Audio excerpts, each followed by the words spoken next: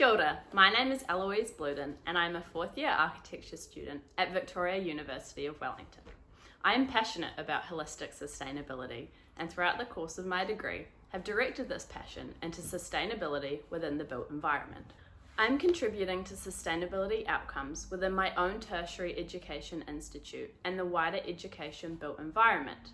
Over the previous summer, I undertook a research project with WSP Architecture and Victoria University, looking into carbon neutral schools and how we can support schools to calculate and reduce their emissions.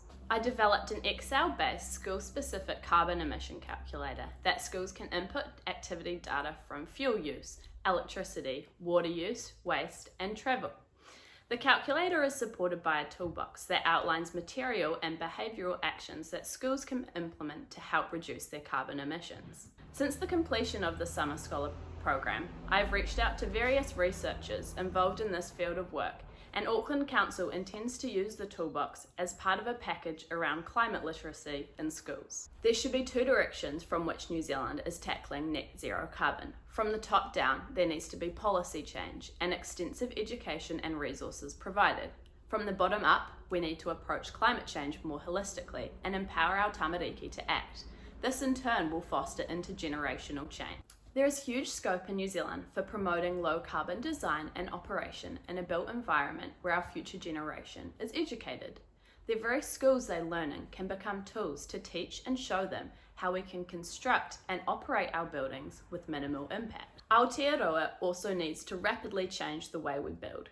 Our standards need to be far more ambitious. Our architects need to be equipped with the knowledge and skills to design with passive heating strategies, using prefabrication, designing with deconstruction in mind, and using materials with smaller carbon footprints.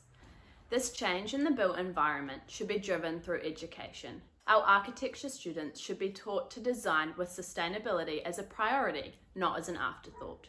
From there, our built environment and students can teach everybody else. I am further contributing to sustainability outcomes within my own tertiary education institute. This semester, I helped set up a sustainable engineering paper to cater to us architecture students. To pass on my own learnings and passion for passive design and low carbon design, I've been tutoring second year students in human environmental science and will soon be tutoring students in an introduction to environmental design science. I strongly believe that education has the power to inspire and generate change. If I were elected as New Zealand Green Building Council's Future Thinker of the Year, I would use this platform to promote sustainable thinking, action, and outcomes amongst students.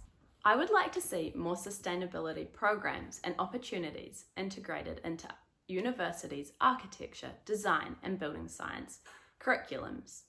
Thank you, and kia pai te rā.